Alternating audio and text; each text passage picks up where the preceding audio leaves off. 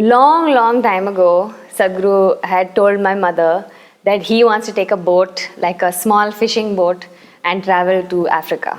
Because there are fishing boats that used to make that trip, and there are catamarans that do these things. He wanted to travel for 6 months. So, being in the ocean, being out in this expanse of water is definitely something that I thought he would be, excited, and he would be able to enjoy and not just be focused on event after event, interview after interview.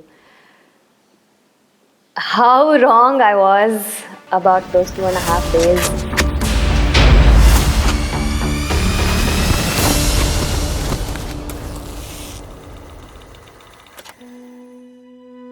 So when we got to Riyadh, it was so unreal for us because it was just desert everywhere, and I personally have never seen something like that.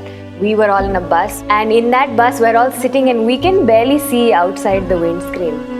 And we're looking out and thinking, oh, everything looks a little hazy. It almost looks like mist, like an early morning fog kind of feeling. Only when you step out of the bus do you realize that it's not fog, it's dust, it's sand, it's like fine particles of sand. We see this sandstorm happening around us, and we don't know how Sadhguru is going to ride the bike through this.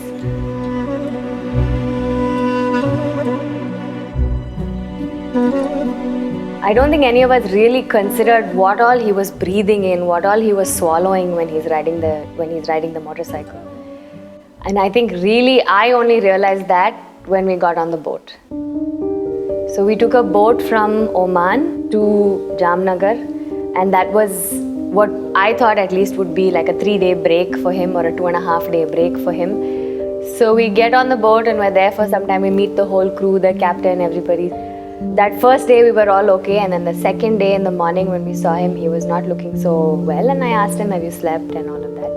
He said, I'm fine, and then he started coughing. And when he spat it out, it was like balls of sand and mud in the phlegm, like not just little bit, some dust in the phlegm. It wasn't like that. You could see like particles of sand and mud that was coming out of his lungs. I never even knew that much sand can go into somebody's lungs and that it can come out like this. Seeing him cough up these, balls of mud, I don't know, has something happened to his lungs? Is it, is it like a serious thing? Do we need to get a doctor to look at his lungs? Like, what is the situation? I don't even know. All I know is he's coughing, he's losing his voice. He's not able to speak for more than a few minutes at a time, and even when he speaks kind of softly. And then we're trying to check, are you okay? Can we get you some medicine? Can we do something? He says, no, I'm fine.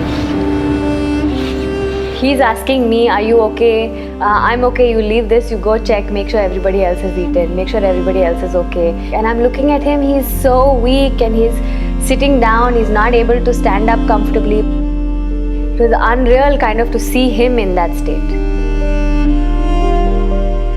But still in all of that, he is not saying anything. He is just saying, I need some time to rest, I have some writing to do. I'm okay. But you can see that he's not okay. Because he was running such high temperature and because he was coughing and he couldn't speak. We didn't know how unwell or how well he was because he won't say anything to us.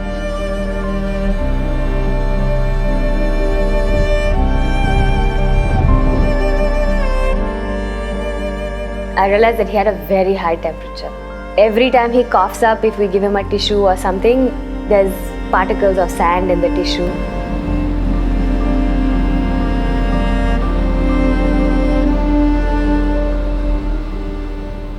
So on the second day, we went out on the deck, and in the boat, that corner, that tip, we had placed a small stool for him to sit, and the video team wanted to take some nice videos and things like that.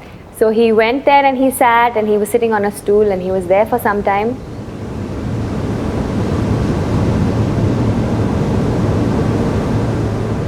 And maybe for the first time, I heard him say, I need to go.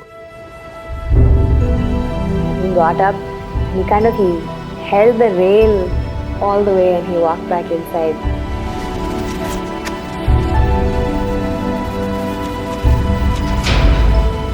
and he went to his room. It was a little unreal to see that he needed the support of something else just to walk, that 10 or 15 feet, just to walk that distance. He needed the support of the rail to, make it back into the room. I was so uncomfortable with just letting him sleep alone in the room that I went and slept on the couch in his room, because I didn't know in the middle of the night if he gets up and something happens, nobody will be there to do anything, and it's a ship and the ship is rolling from side to side. We were rolling 30, 32 degrees almost back and forth.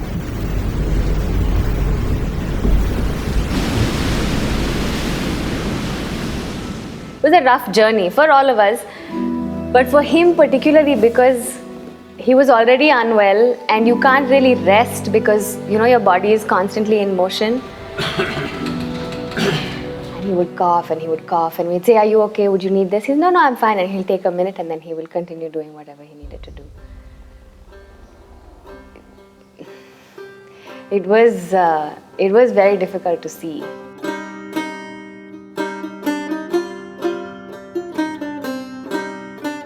Sadhguru said, "Why don't you have the crew come together? We'll include them in the movement. We'll talk to them about Save Soil and everything." So we got the crew together in their meeting area, which was downstairs.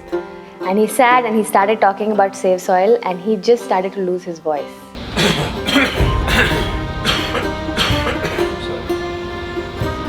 You want to put back organic? He would say something and then he would cough and he would say, "Excuse me," and then he would say it again.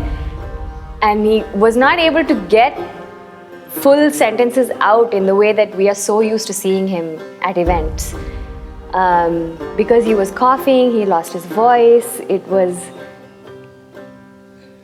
was difficult to see. So after he spoke for some time, then he said, "Why don't you play the video first, then we'll speak again."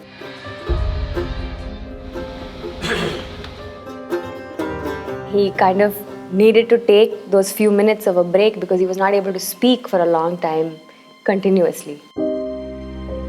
Somewhere when we were in the boat, I was really thinking, it doesn't matter if he wants to do 100 things. The rest of us need to make sure that he doesn't, because it's inhuman.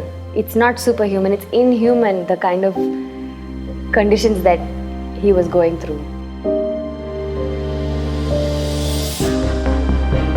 We reached the port in Jamnagar and he just stepped off the boat and he just went into the crowd, spoke there, and when he coughs, he apologizes, "I'm sorry, I'm just a little..." And he speaks. Then I thought from there we're going straight to wherever we were supposed to stay. And there was a naval event after that. He spoke there. There also, when he's speaking, you can hear, his voice is not the way it sounds. Usually it's very rough and he's and then he'll speak again, or he'll cough and he'll say, "Excuse me, I'm very sorry." Almost apologetic that he's not well, without actually saying that he's not well. From there we went and they had a big welcome. It was a long event for another 1 hour, 1.5 hours. He's speaking continuously. You got to make this happen.